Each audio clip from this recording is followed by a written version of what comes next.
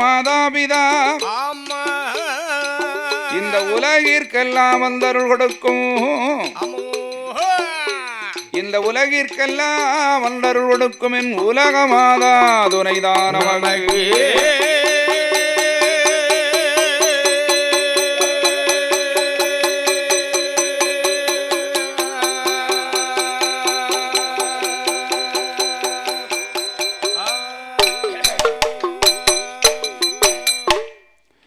நீரோடி நிலம்பெருகி மாதமும் மாறி மழை விழிந்து வளநலமும் பெற்று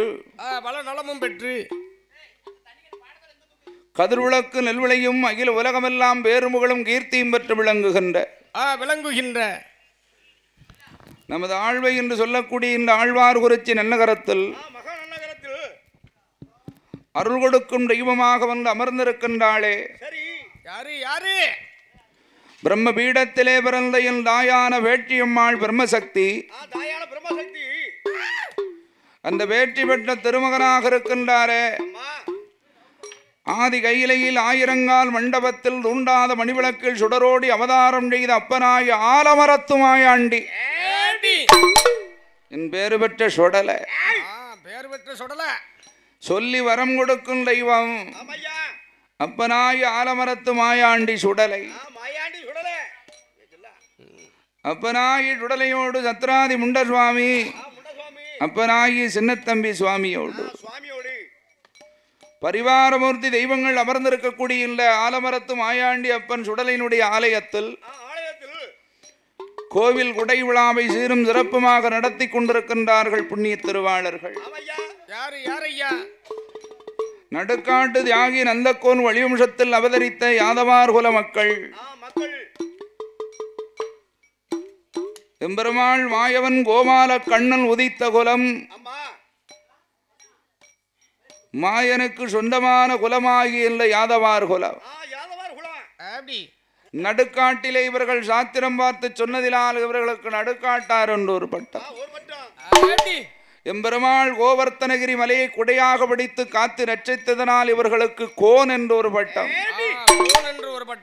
கரை கட்டி மலைவெளியை செய்ததனால் இவர்களுக்கு கரையாளல் என்று ஒரு பட்டம்.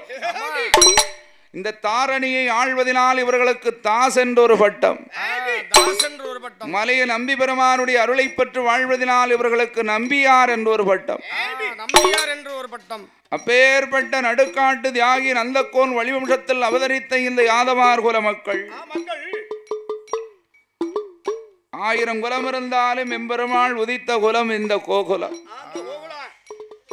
அப்பேற்பட்ட யாதவார் குல மக்கள் ஒன்று கூடி அப்பனாகி ஆலமரத்து மாயாண்டி சுடலையுடைய வாசலில் கோவில் குடை விழாவை சீரும் சிறப்புமாகவே நடத்தி கொண்டிருக்கிறார்கள்.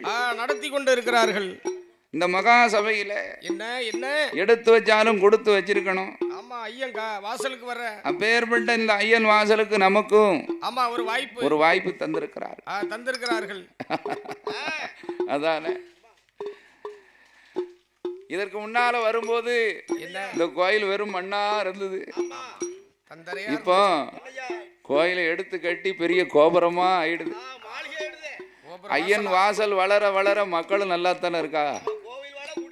அதானே அப்பேற்பட்ட இந்த ஆலமரத்து மாயாண்டி வாசல்ல மறுபடியும் நமக்கு ஒரு வாய்ப்பு தந்திருக்கிறார்.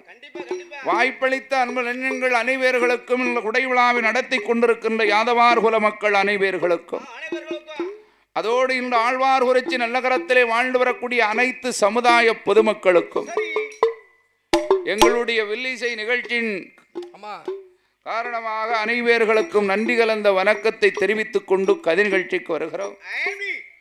இந்த அப்பன ஆலமரத்து மாயாண்டி சுடலியுடைய ஐயன் வாசலில் இன்றைக்கு குடியழைப்பு திருவிழா. பங்குனி மாதம் முதல் செவ்வாய் இன்றைக்கு திங்கட்கிழமை ஐயன் வாசல்ல குடியழைப்பு. குடியழைப்பு என்றாலே யாருடைய கதை பாட வேண்டும்? அரிக்கும் சிவனுக்கும் நடுவதைத்தானே அரிகரபுத்திரன் ஐயனுக்கும் ஐயனாக விளங்கும் முருகுடையார் சாஸ்தா ஐயன் வந்து பிறக்கணும். ஐயன் பிறந்தாத்தான் அப்ப ஆலமரத்து மாயாண்டி இந்த ஆய் பேச்சியம்மா துள்ளி விளையாடுவா சின்ன தம்பியோட. அப்பேற்பட்ட ஐயன் எங்கே எங்கே தோன்றினாராகில் தானாகிய பொன்னு வெள்ளி கைலாசத்தில் எதற்கன் சிவமாலும்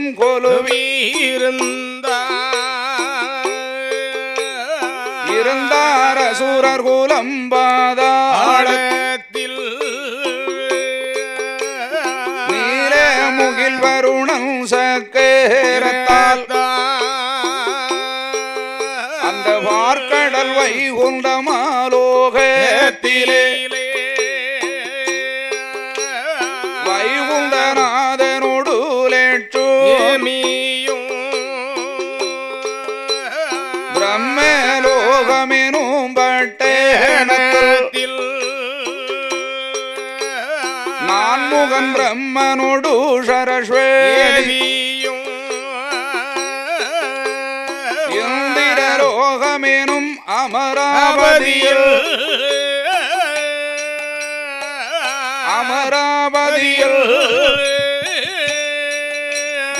இந்திரன் இந்திராணி கொடுவீர்ந்த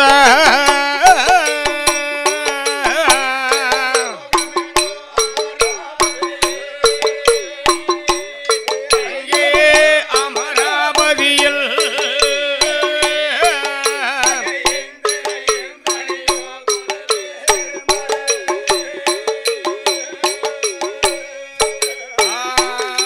அப்படியாதி பொன்னு வெள்ளி கைலாசத்தில்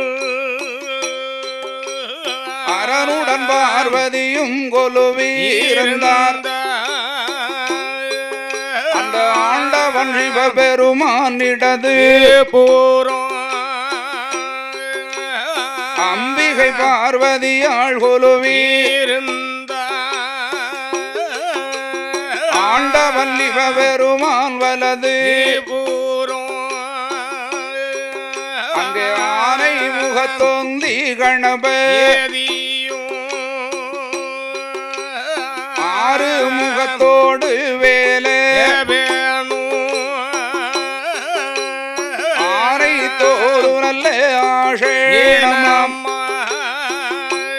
பகவான் புலித்தோலையவர் அறையில் கட்டி மான்மழுகு கபாலம் நல்ல சூலம் ஏந்தி தேனிருந்து அங்கே கணிந்தோழுகும்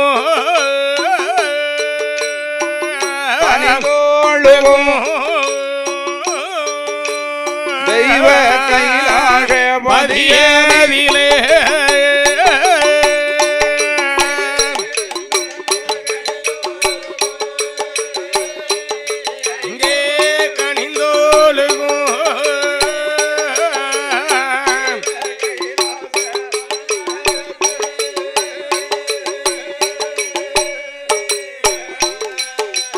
தானாகமழைத்தாதி கைலாச மாமரையில் இப்படி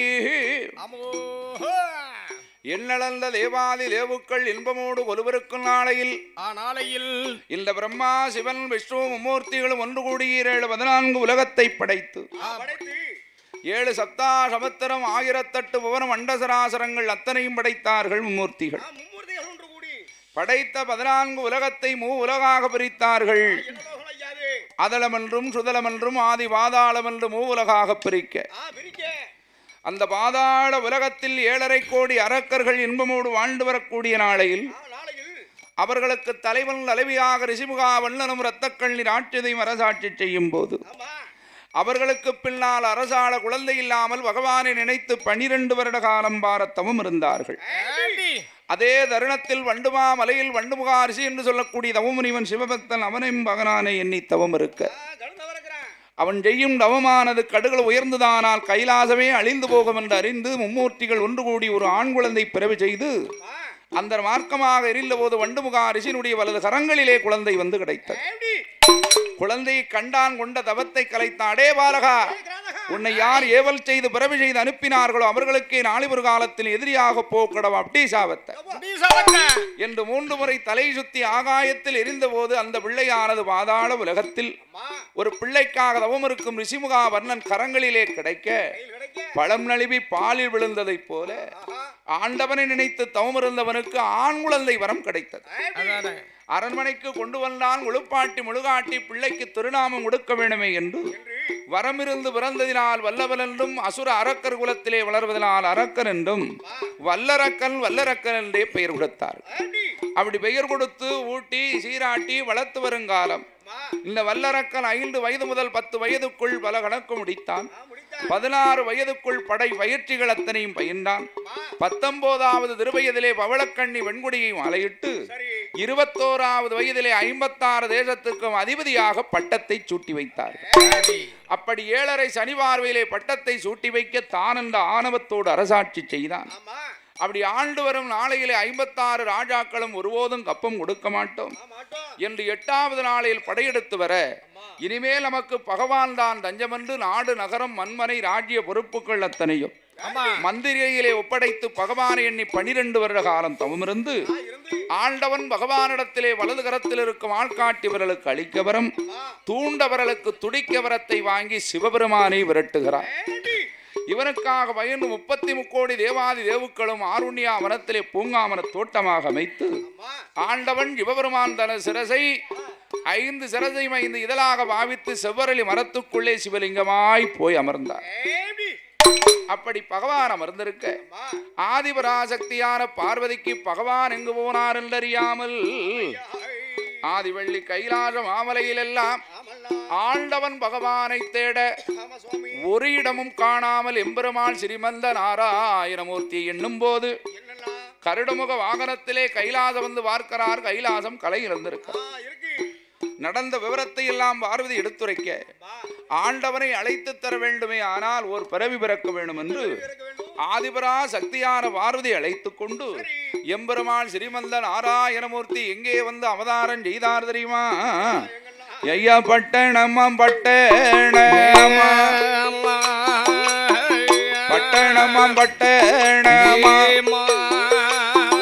அந்த கரூருமாம் பட்டணமா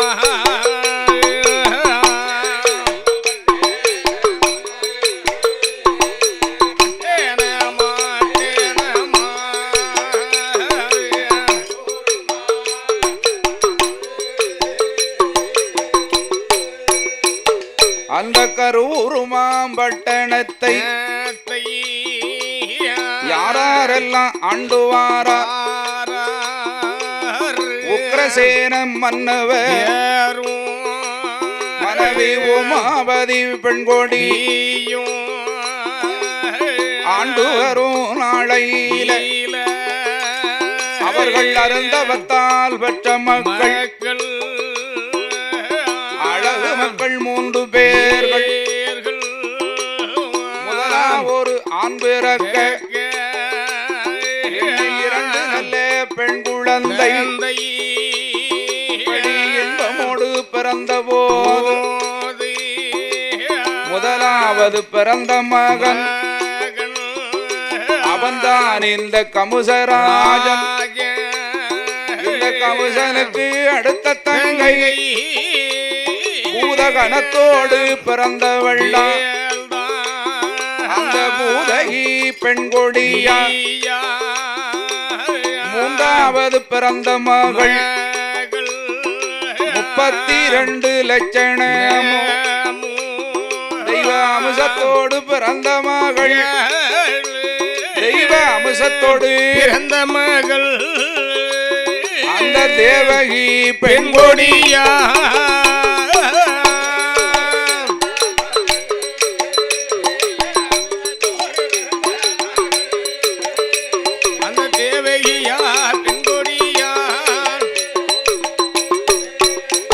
அவடி 3 நல்ல மக்களை மகிமையோடு வளர்த்துவாரா இந்த உக்ரசேன மன்னவர். மனைவி உமாபதி பெண்கொடி வளர்த்து வரும் நாளையில 5 நல்ல வயது முதல் அறிவு பள்ளி தான் படித்தான். அழகு கமசமுடி ராஜனவன் இப்படி 10 நல்ல வயதுக்குள்ள அவனு பல கணக்கும் தான் படித்தான். 10-16 வயதாக 16 வயதாக்கே அவனுக்கு பருவ நல்ல பிராயமாக்கே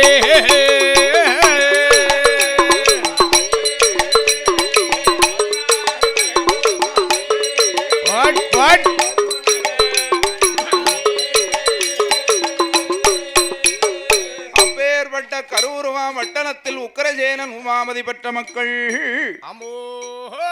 இந்த கமுதராஜன் கமுதனுக்கு அடுத்து பிறந்தவள் பூதகனத்தோடு பிறந்தான் பூதகி. மூணாவது பிறந்த மகள் 32 லட்சணமும் தெய்வ அம்சத்தோடு பிறந்த மகள் அவள்தான் தேவகி.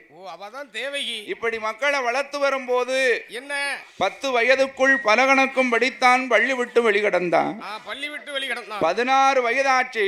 சரி, 16வது திருவயதிலே நினைத்தான் இந்த கம்சன். என்ன நினைத்தான்? ஒரு மனிதன் படித்தால் மட்டும் போதுமா, வேற என்னையா, அரசர்க்குரிய அத்தனை கலைகளையும் கற்றுத்தர வேண்டும் என்று 16வது திருவயதிலே மனதிலே நினைத்து என்ன தொழில் படித்தானா? எப்படி படித்து ஐயா, ஆனை ஏற்றம் குதிரை ஏற்றம் ஆனை ஏற்றம் குதிரை ஏற்றம் அழகடந்த தொழில் படித்தான். மல்லளவு சிலம்பு தொழில் சிலம்பு மயக்கு வித்தை தான் படித்தான்.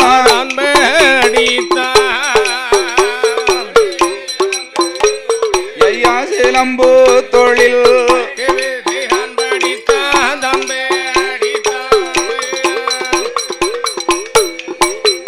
அவடி கூடு விட்டு கூடு வாய்வான்.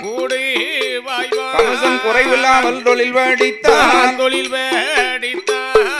அப்படியாக இருக்கும் தருணத்தில் நப்பராகி ஆலமரத்து மாயாண்டி சுடலையினுடைய வாசல்ல, இந்த வாசலில் நமக்கு முதலாக அள்ளி பணம் கொடுத்து அன்பளிப்பு செய்து அன்பு பாராட்டி செல்ல திரிமான் பூமான் கனகவான் இந்த ஆழ்வார் குறிச்சி நல்லகரத்திலே அருள் கொடுக்கும் தெய்வமாக விளங்கும் வளவு கோயில்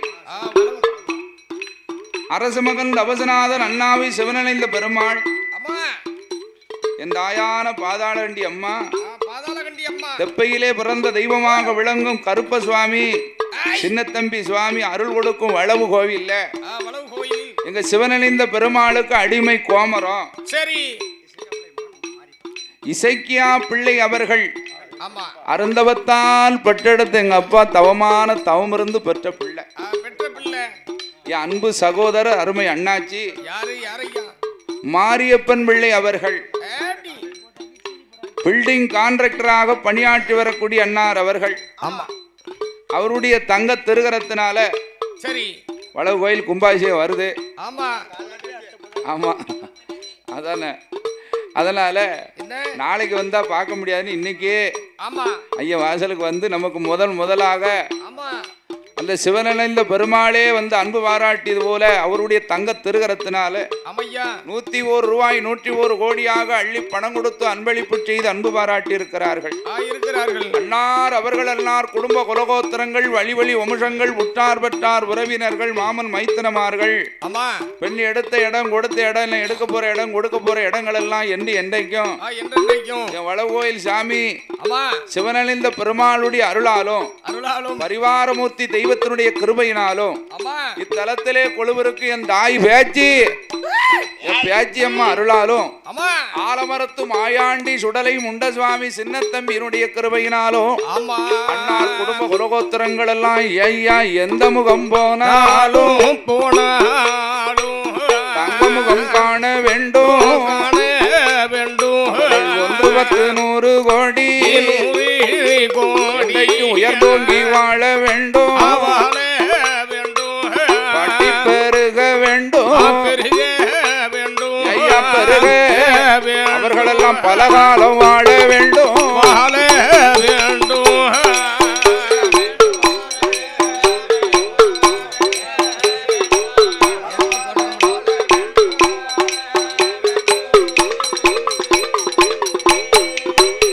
அவடி வாழ வேண்டும், வளர வேண்டும் ஐயனை என்று சொல்லி வாழ்த்திக் கொண்டு கரூர் மாம்பட்டணத்தில் படித்து வாரம் பலகணக்கும் கமசமுடி ராஜனவன் 16 வயதுக்குள்ள பல கணக்கும் தான் படித்தான் பள்ளி விட்டு வெளிகடந்தான் ஐயா வளர்ந்து வரும் நாளையில அவனுக்கு 21 வயதாச்சு இளவயசு பிராயமாச்சு அப்படி 21ஆம் வயதிலே 21ஆம் எண்ணம் கொண்டார் தாய் தகப்பன்